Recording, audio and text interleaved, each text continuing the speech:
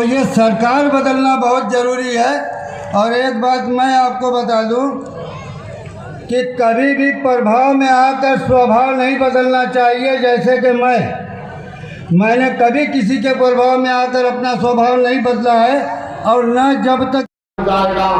आप सबको रोकना चाहते हैं।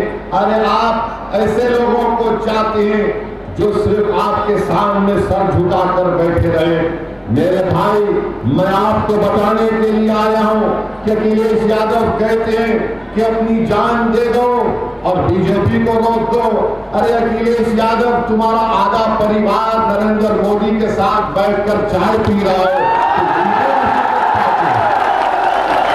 तुम उनको रोक नहीं पाते। हमसे कह रहे हैं कि जान दे दो और बीजेपी को रोक दो। अखिलेश यादव, जान तो हम ही दे रहे हैं ना। बुलडोजर से घर तो मेरा ही टूट रहा है, मेरे ही पैर पर गोलियां मारी जा रही हैं, मुझे भी तो जेल में जहर दे दिया गया। मेरे हाथ में हथकड़ियां हैं, मेरे हाथ में हथकड़ियां हैं, मेरे हाथ में हथकड़ियां हैं। मैं एक पूर्व सांसद हूं, कोर्ट ने मुझे सजा दी। मैं 10 पुलिस वालों के साथ चल रहा हूं अखिलेश, और कोई करीब से आकर मुझे गोली मार देता है, तुम्हारी जबान से उसका नाम नहीं निकला, जिसका नाम अब कोर्ट का ऑर्डर आया मदरसों को खत्म करने के लिए। हजारों मदरसे मुतासिर हो गए, लाखों बच्चे मदरसे में पढ़ते, मगर समाजवादी पार्टी बोल नहीं सकती, अपने जबान से मदरसों का नाम नहीं ले सकती।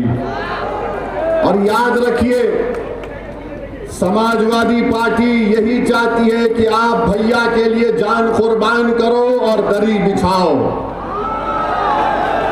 हम पीडीएम आपसे कहने आई है कि आप मुत्तहदा तौर पर पीडीएम का साथ दीजिए, तो एक वक्त आएगा इंशाअल्लाह ताला अखिलेश यादव दरी भी बिछाएगा, आपके लिए जान भी कुर्बान करेगा।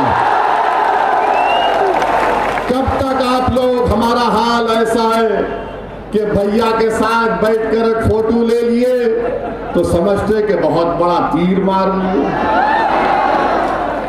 छोड़ो इन चीजों को। क्या तुम में काबिलियत नहीं है? क्या तुम अखिलेश यादव की तरह नेता नहीं बन सकते? बन सकते इंशाअल्लाह ताला। सिर्फ एतमाद की जरूरत है। ये जो हमने अपने दिमाग में ये जहनियत बिठा ली कि नहीं हमको इनके पीछे चलना है। अरे अगर गुनाह नहीं हुआ तो केस कैसे बुक होना बताओ? फिर मोदी जी बोलते कि जब तलाक नहीं हुआ तो जेल में अगर कोई पागल मुसलमान जो गुनाह करता है ट्रिपल तलाक कहकर वो जेल को जाता है, तो मोदी जी ने कहा कि जेल में रहेगा और अपनी बीवी को पैसे देगा। कोई जेल में रहकर पैसे दे सकता है अपनी बीवी को? फिर मोदी जी ने, इनका दिमाग देखिए, वो वाकई में मोदी जी के दिमाग की जितनी तारीफ करे कम है। मोदी जी ने कहा उसको अगर कोर्ट सजा देता है 2 या 3 साल की, तो 3 साल तक हमारी बेटी उस जालिम और पागल के साथ शादी के रिश्ते में बंधी रहेगी। और मोदी जी ने कहा मेरी बेटी, मैं मुस्लिम बेटियों का हमदर्द हूं। जब तुम्हारा पागल गुनाहगार 100 और 2 साल या 3 साल के बाद जेल से निकलेगा तो तुम अपने हाथ में खून का हार, एक बैंड बाजा, और बैंड बाजे वाले से कहना कि बहाओ फूल बरसाओ मेरा दीवाना जेल से। बताइए आप, ये कानून बनाते हैं आप? ये कानून बना दिया आप।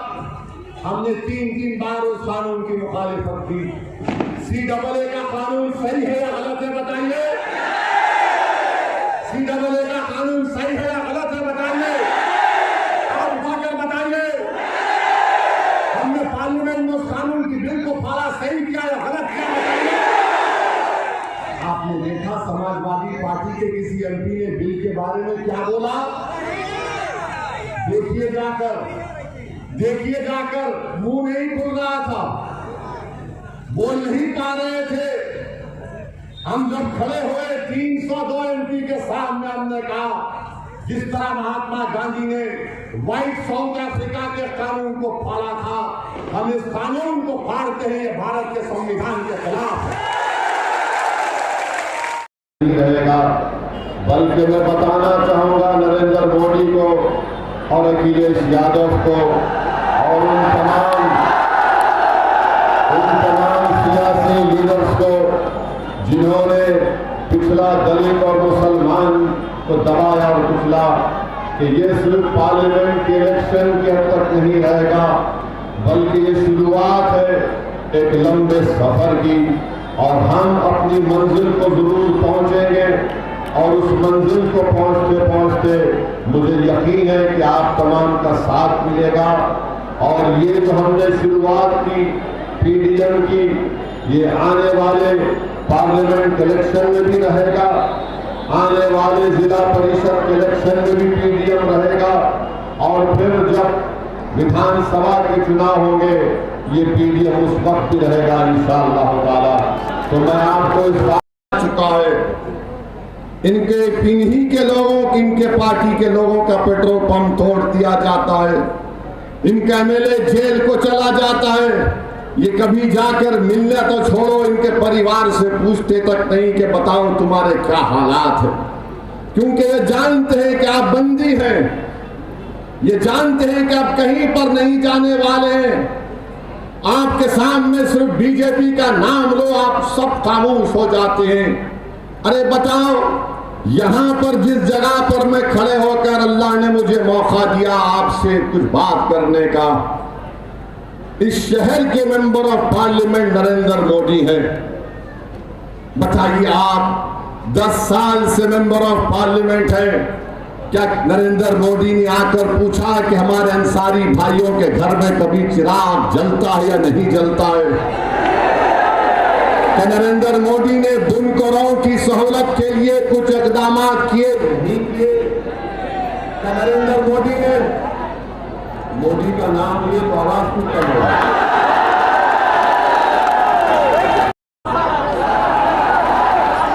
मुख्तार अंसारी एक इंसान था, जुडिशियल कस्टडी में था,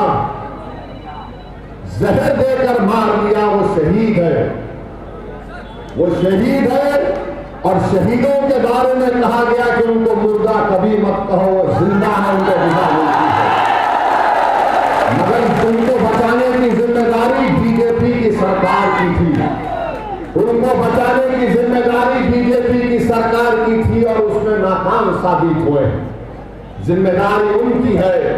याद रखो, इख्तिदार किसी के पास नहीं रहता मेरे भाई। अगर इख्तिदार किसी के पास रहता तो फिर भारत में इतने बड़े बड़े राजाओं बादशाहों के महल आज वीरान क्यों पड़े हैं? वो पूरे महल वीरान पड़े हैं, खंडर में तब्दील हो गए। कोई उनकी तरफ नजर उठाकर नहीं देखता। कुदरत ये बता रही है कि देखो, ये किसी वक्त में ये खंडर बड़ी आलीशान इमारत थी, मगर इख्तिदार किसी के पास रहने वाला नहीं है। इख्तिदार सबके पास से जाएगा और जो जुल्म करेगा कुदरत उससे बहुत जल्दी इख्तिदार छीन लेती है, उसको रुसवा करती है इंशाअल्लाह। इसलिए हो रहा है क्योंकि आप इन लोगों को छोड़ना नहीं चाह रहे, जो आपको दिखाकर आपका वोट लेकर सत्ता में तो आ जाते हैं, मुख्यमंत्री तो बन जाते हैं, विधायक बन जाते, सांसद बन जाते, पार्षद बन जाते, मेयर बन जाते, मगर आपकी जिंदगियों में कोई तब्दीली नहीं आती। मेरे अजीज दोस्तों और बुजुर्गों, जिंदगी में तब्दीली कब आएगी? जब आप सिर्फ वोट डालने वाले नहीं, वोट लेने वाले बनेंगे। मैं पहले भी कह चुका हूं, आज भी कह रहा हूं, मैं उत्तर प्रदेश को इसलिए नहीं आ रहा हूं कि मैं अपने आप को यहां पर मजबूत कर सकूं। मैं उत्तर प्रदेश या बिहार या भारत के कोने कोने में इसलिए नहीं जाता हूं ताकि कोई मेरी मकबूलियत में इजाफा हो सके। मैं भारत के कोने कोने में इसलिए नहीं जाता हूं कि मेरी अना को तस्कीन पहुंचे। अरे मैं इसलिए जाता हूं कि अल्लाह ने मुझे एक मुकाम दिया है। मेरी जिंदगी का चिराग कब खत्म हो जाए मुझे पता नहीं है, मगर मैं अपनी खबर में जाने से पहले ये कोशिश कर रहा हूं कि तुम नेता बनो, तुम लीडर बनो, तुम कायद बनो, तुम मेंबर ऑफ पार्लियामेंट बनो, तुम ताकतवर बनो, ताकि तुम्हारे बच्चों का मुस्तकबिल अच्छा हो सके। और हमारे सारे जिलाध्यक्ष साथियों से अनुरोध है कि आपको केवल इसलिए बुलाया जा रहा है कि आपका परिचय हमारे जनता से हो जाए। आप कोई लंबा भाषण न करिए। आज केवल हम 2 लोगों का भाषण सुनेंगे, अपने इन 5 नेताओं का भाषण सुनेंगे जो हमारे आगे हैं। असद साहब को सुनेंगे, डॉक्टर पल्लवी पटेल, कृष्णा पटेल। दलित मुसलमान कैसे हारा, पता है कैसे हारा? वो बैठा है ना कमजोर मीर जाफर, वो ना खुद जीत रहा है, ना हमको जीतने दे रहा है और ना लड़ने दे रहा है। इसलिए आप लोगों से बोल रही हूँ कि षड्यंत्र के जाल से बाहर आइए और पूरी ताकत से इस झंडे को, इस पीडीएम को लेकर के खड़े हो जाइए और एक सुर में बोलिए कि जीतेगा तो पीडीएम जीतेगा, और अगर इनको निकालेगा कोई यहाँ से बाहर तो पीडीएम निकालेगा। ये क्या कह रहे थे आपको पता है कि तथागत गौतम बुद्ध से लेकर आज तक बनारस की धरती पर सिर्फ मेहनत कश समाज का राज रहा है। और ये आपके बीच में क्या बोल के आए थे? ये आपके बीच में ये बोल के आए थे कि मैं पटेल का चेला हूं। तो अगर पटेल के चेले हो तो इस बात का जवाब दो कि जब पटेलों की जमीन, तुम्हारा ही शासन, तुम्हारी ही सरकार खींचने का काम कर रही थी, लूटने का काम कर रही थी, तब तुम कहां थे? और मोदी जी ये बात ध्यान रखना कि अगर तुम पटेल के चेला हो तो मैं पटेल की औलाद हूं और मेरा नाम पल्लवी पटेल है। वाराणसी से महारैली की शुरुआत किया है। वाराणसी से महारैली की शुरुआत किया है। आने वाले समय में पीडीएम को किस हालत में देख रहे हैं? अच्छी हालत में देखेंगे। अभी शुरुआत है। जैसा हमने कहा कि सिर्फ पार्लियामेंट के चुनाव तक के लिए नहीं है, बल्कि हर चुनाव में हम लोग साथ रहेंगे। विधानसभा के चुनाव भी साथ रहेंगे। कोशिश करेंगे, पूरी कोशिश करेंगे। जनता का एतमाद और मोहब्बत मिलेगी, यकीनन खाता खोलेंगे। आप पूछ चुके हैं। एक मिनट ठहरिए। अरे जनता हरा पाएगी, जनता हराएगी। हाँ, दूसरे चरण का मतदान है। कल किशनगंज में आपने तकरीर में बोला कि शैतानी ताकतों को हराना है। कौन सी शैतानी ताकतें? क्या आपका इशारा बीजेपी की ओर था? देखिए, अब किशनगंज में कल चुनाव है, अभी हम नहीं बोल सकते। आप खामखा हमको कानून के शिकंजे में लाने की कोशिश कर रहे हैं। ना ऐसा मत करिए भाई। हाँ, देखिए, बहुत से मुद्दे हैं। एक ही मुद्दा थोड़ी है। बेरोजगारी है, महंगाई है, मोदी जी का भाषण मुद्दा बन चुका है। अभी बहुत सी है। अभी आप जो अभी नहीं अभी तो नहीं बोल रहे हैं ना, अभी नहीं बोल रहे हैं, अभी नहीं बोल रहे हैं।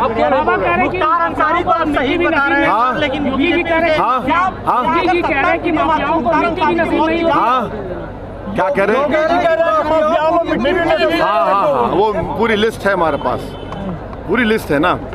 देखिए, बीजेपी जो महिला उम्मीदवार है 1984 से बीजेपी को हरा रहे हैं, जनता हरा रही है, अल्लाह हमारे को मदद कर रहा है। तो पार्टी से मुकाबला है। इस बार भी इंशाअल्लाह बड़ी अक्षर से कामयाब होगी। उम्मीदवार देगी, हम जाने की कोशिश करेंगे। बस चलिए, हो गया, बस चलिए।